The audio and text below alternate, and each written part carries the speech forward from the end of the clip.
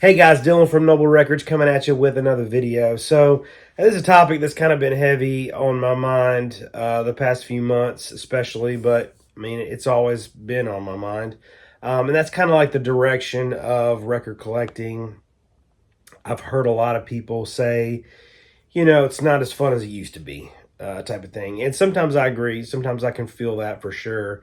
But I did a live stream kind of talking about this, just kind of like how record collecting is changing and like the effect that has on us as collectors and all that. The live stream was great. It was fun, but during a live stream, people are asking questions, so I can't really have like a good stream of consciousness going because I'm getting, all these distractions. So I thought I would kind of voice my opinion of what I've seen, talk about it just a little bit. Everybody knows huge influx of record collectors in, 2020, obviously, because everyone's trapped at home and all that.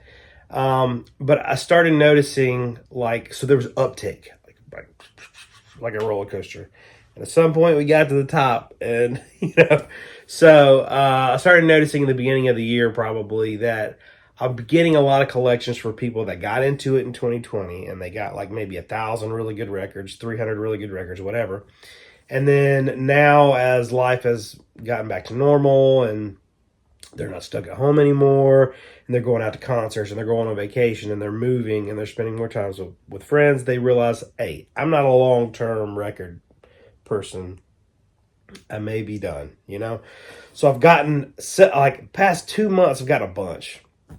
And so I'm seeing that's happening to me, but it's happening to all shops probably around the U.S. And so that is changing the market because there's all of a sudden like an influx of reissues and stuff that was probably fairly easy to find, like in 2020, it was, if you could find a Buckingham Nicks or whatever, I'm just thinking of random records that were kind of tough to find and ended up going up in price.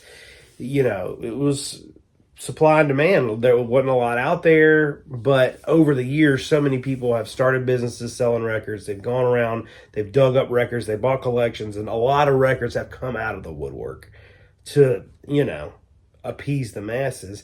And now the market's cooling off a little bit. A bunch of people are selling off their collections. And so it sometimes feels a little bit like, oh, what is going on? For me, it's my worst nightmare that it was just one day everybody would wake up and nobody would care about records anymore. And then I'm like, crap, what do I do now? I guess I'll go back to work, get a real job.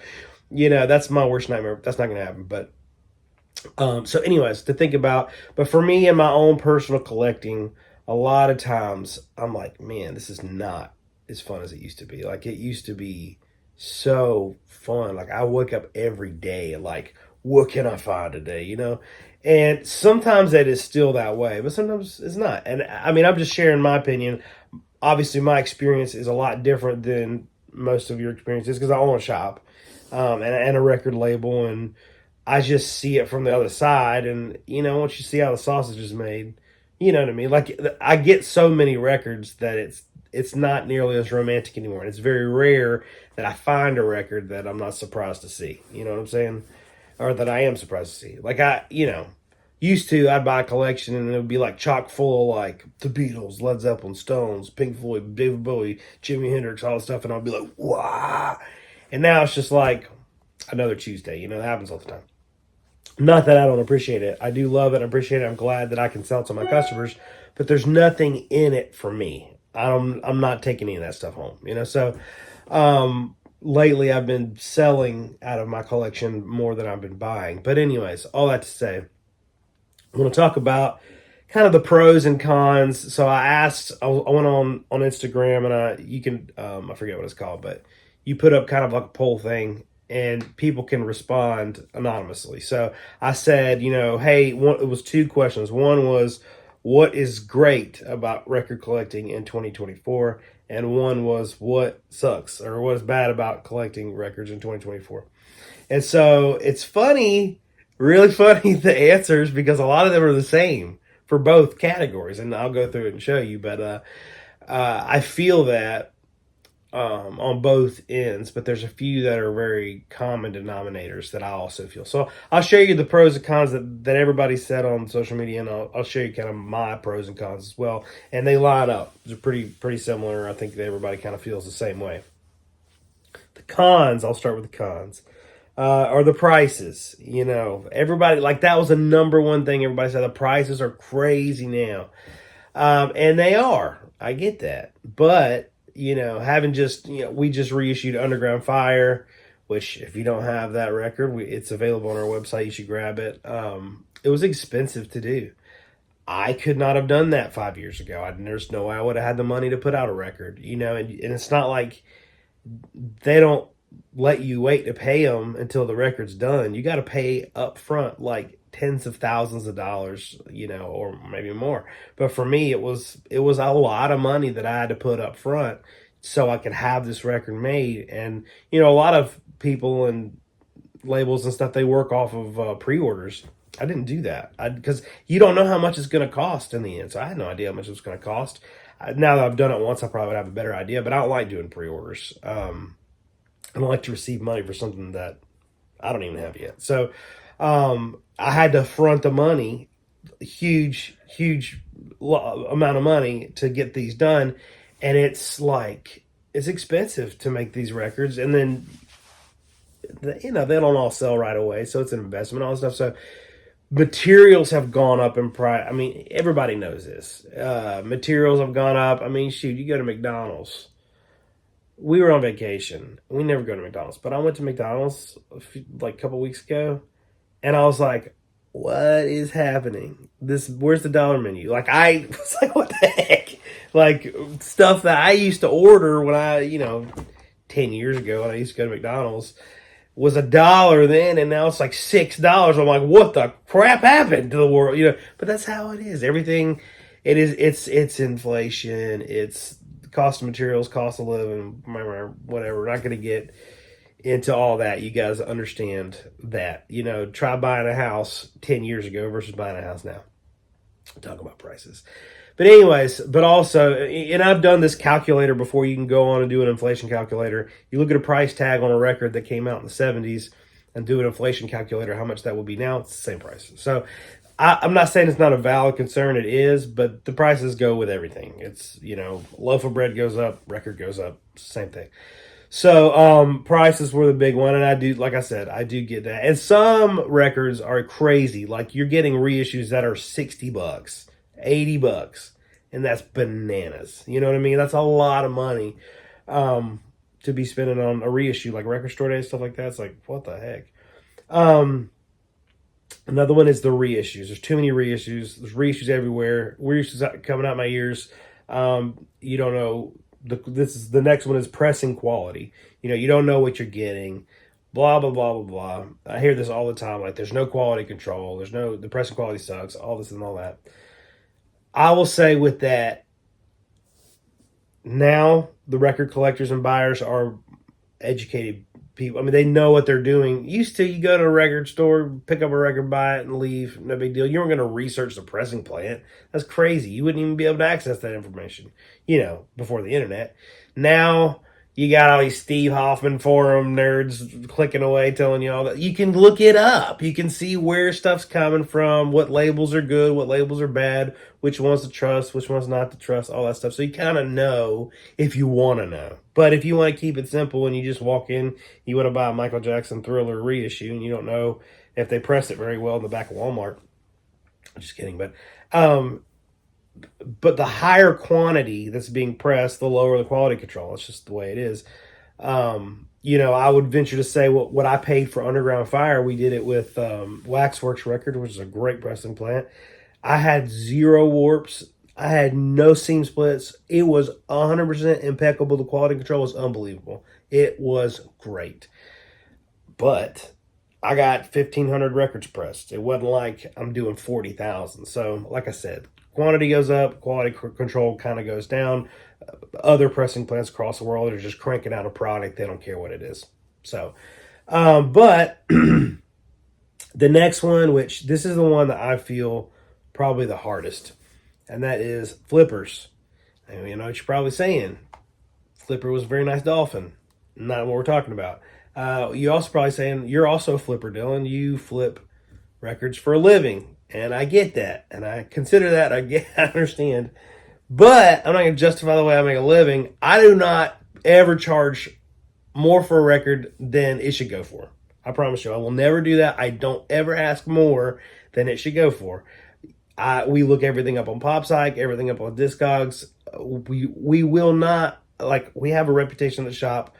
Ask any of my regulars to come in. We have fair prices. We price everything that is consistent with the market, or less. Like, usually if you look whatever we have on Discogs, unless it's some really rare jazz record that's only sold twice in 2017 or something, if it's something that has a good sales history, we're usually below the median on Discogs, because we want to make sure we have a lot of records come in, a lot of records go out, nothing sticks around too long, we have fresh inventory, all that stuff. So all that to say, we buy record collections and we sell them, but that's really not the same. It is the same as flipping as far as you're getting technical about the term. But what they're talking about with flippers are people that will go, like I have people that go on my website. Like when I do Underground Fire and the Pinwheel variant, which was, we only had 200. I had a bunch of people buy them and immediately throw them up on eBay, Discogs for hundreds of dollars, whatever.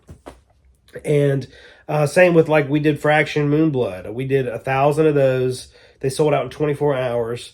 And immediately when I started mailing them out, they were popping up on Discogs, they were popping up on eBay, and the people are literally just buying them so they can double, triple, quadruple the price, and they feed off of people's desperation. You got people that were in work, they couldn't step aside to, or they didn't get the notification or whatever, and they weren't able to get it. And so there's somebody that really wants that record, and then instead somebody else got the record that doesn't even care about it, and they're just basically buying it to flip it.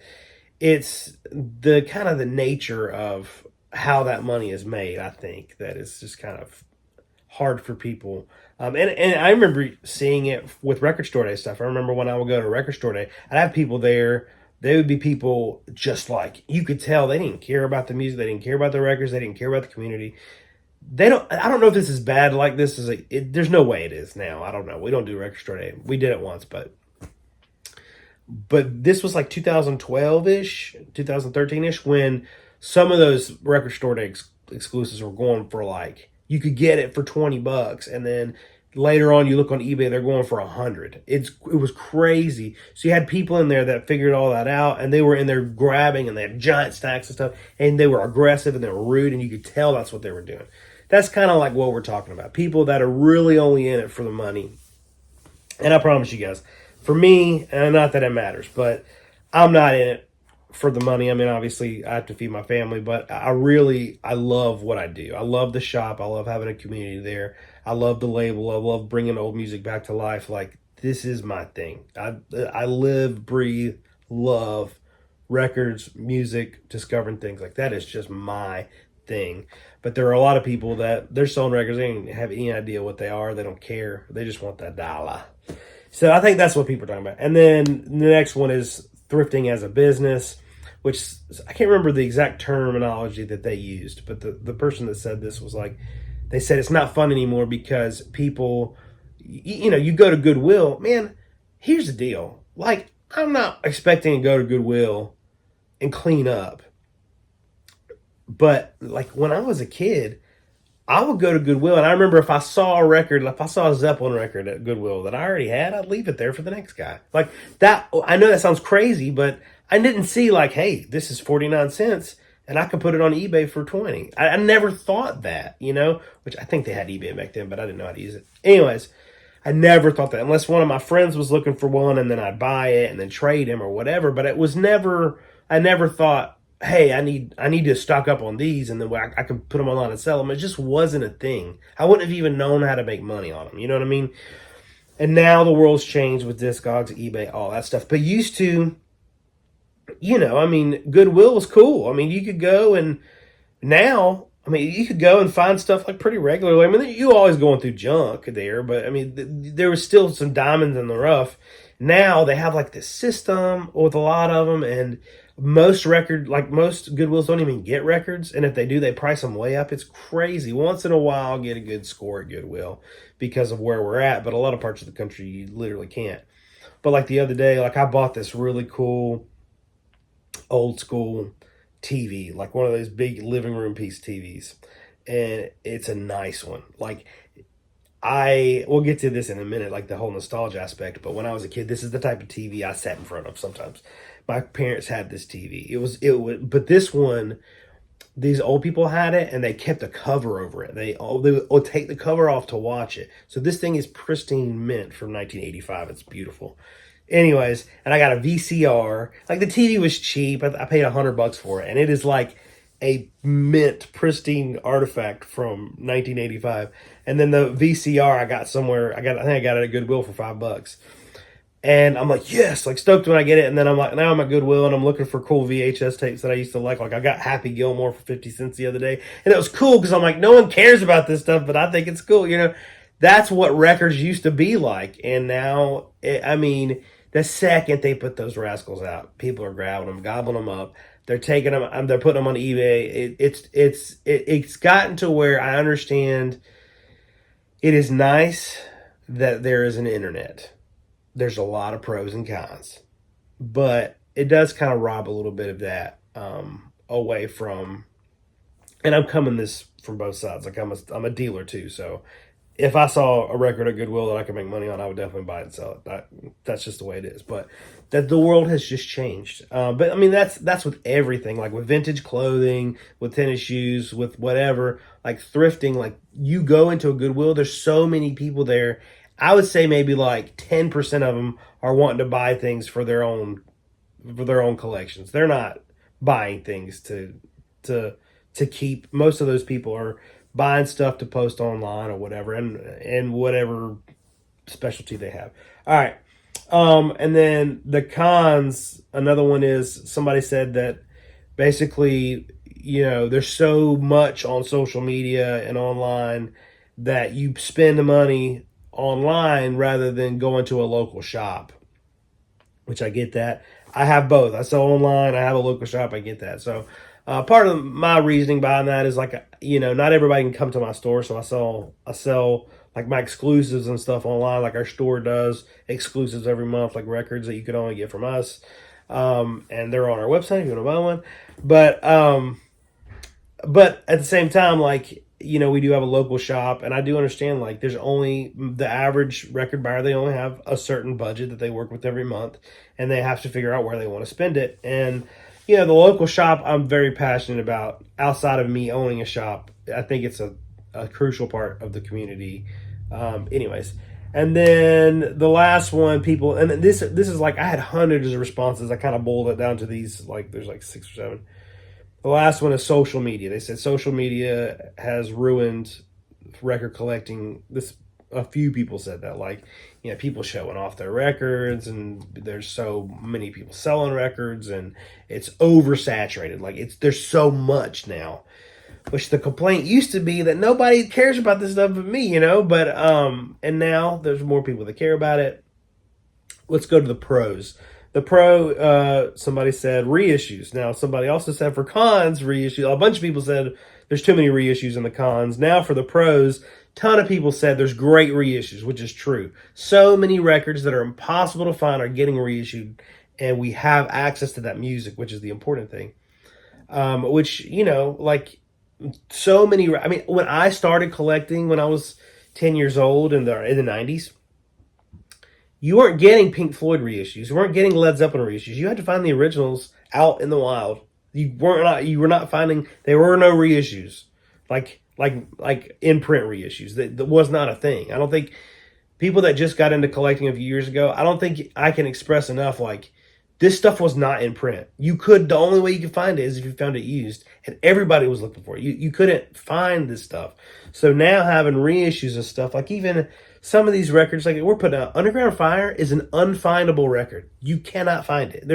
There's no question of, hey, maybe I'll see that one day. It's the odds are so astronomical that you would ever see that record. So we reissued it, and it's available for everybody. You know what I'm saying? So it's good. The reissues are good if they're good quality. Which another one was pressing quality for pros. Somebody for cons said pressing. A bunch of people said pressing quality for cons. For pros, it's a pro because there's so many good pressing plants now. There's so many people that know how to do it now. There's so many educated record buyers that they know what they're looking for. So these labels that are trying to reissue good quality jazz, good quality rock, whatever, they know they're going to have people that are like, this was pressed here, I'm not buying it. This is pressed there, I'm not buying it. Their label's reputation is contingent on if they put out a good quality product. So that's important to them. They will do it. So now, if you have the right labels that care about the right stuff and they have a good reputation, they're doing really good quality reissues.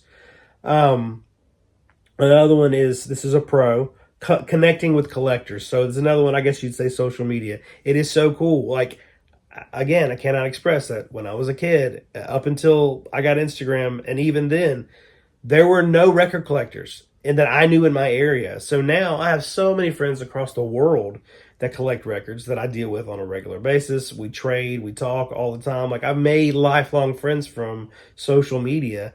So pros and cons of the same thing. And then another pro is that every artist is doing vinyl. You know, like I said, 2000, you know, not 90s to 2015-ish, a lot of artists didn't do vinyl at all. I mean, if you wanted to hear it on vinyl, you couldn't, you know? So now everybody's doing, probably pretty much everybody's doing vinyl. Very cool thing. And then the last one is music discovery for a pro. With there being social media, with there being loudmouth people on YouTube like me, they're introducing people into records that they might not have ever known about. Music discovery used to, it was, you would go digging for records, and if you found one you'd never heard of, you take it home and listen to it, which is also very fun and great, and I recommend it. But now there's a lot more resources out there to discover new music because of the internet and 2024 and blah blah blah. So all that to say, like, I think the important thing that I've been thinking about with all of this and life in general is balance. Everything boils down to balance. Your diet, your hobbies, your home life, your family, your marriage, your friends, everything boils down to balance. And the same with record collecting as well. You know, sometimes I'm sitting in my room and I'm like right now I'm in a kind of a mood where I'm like, I have way too many right now and I need to get rid of some that I know I'm not going to listen to. So I've been purging. I've been selling a ton of records like in my shop, and then on Whatnot we do on Tuesday nights, I've been putting up shows and just like selling personal stash, like stuff I've had for years, to make room for more records and also just to trim down. It's good to have balance. It's, if you have too much, it's crazy. If you have too little, you know, blah blah blah. But also, like with social media, to have balance, like, you know, control who you follow. If somebody's like draining you, only follow your friends that you really like. And you know, social media can be a really good thing, but it also can be really toxic, and you can spend way too much time doing it and all that stuff. But I think that for me, like what I've noticed is, I think nostalgia is a huge part of why people collect. And I mean, like me talking about the TV that I got is like so cool to me. Is it better quality than the TV I have in my living room? Absolutely not. It's like way worse, you know. But it's nostalgic for me, and that's a whole other thing. I'll probably make a video just about like the mindset of nostalgia. But I think the core of that is I will look at, I have a TV or movies I used to watch or stuff, and it will bring me back to a time to where life was a lot more simple. When you're a kid, when you're a teenager, life is so simple. You got no bills, you got no problems. Yeah, I mean, relatively like you do now.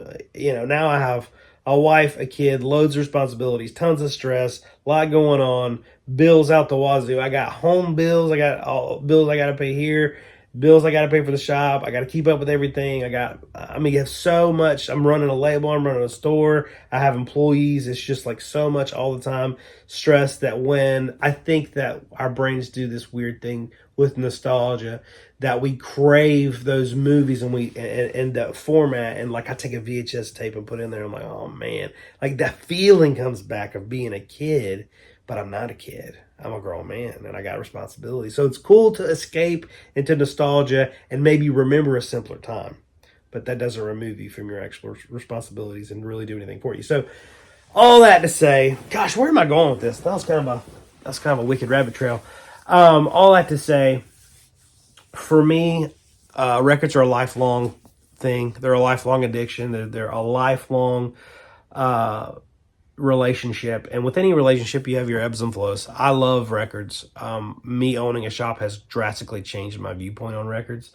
Like I said, if you're around something every day, it doesn't excite you as much as it used to.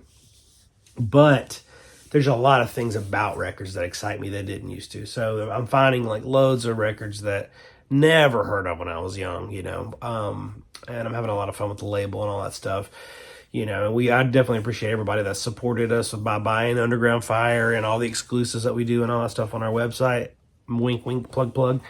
But yeah, I wanted to do this to talk about like where record collectors are going. I know that there's different types. There's some people that don't even listen to them. They just collect them to have them. You know, things that are collectibles have shot up over the past few years, like vintage clothes, Pokemon cards, sneakers. I mean, baseball cards, I guess, probably. I don't know, but collectibles, comic books, all that, like, have shot up, which is funny to me. Yeah. So in the comments, let me know what you guys think. You know, it's day to day for me. Some days, like yesterday, I worked on records all day. I priced records all day. I put stuff into Whatnot, did a Whatnot stream, shipping, all the stuff. Literally the whole day is just records. And I'm like, oh my gosh, if I ever see another record again. And then this morning I wake up and I'm like, let's throw on a record. You know, so that's just the way it is. So I hope you guys are doing good. I wanted to make a video. I haven't been doing videos. Been so busy. I hadn't done a lot, but I'm trying to get back on this. So let me know what you guys are thinking about the topic. We'd love to hear your comments, and we'll see you guys next time.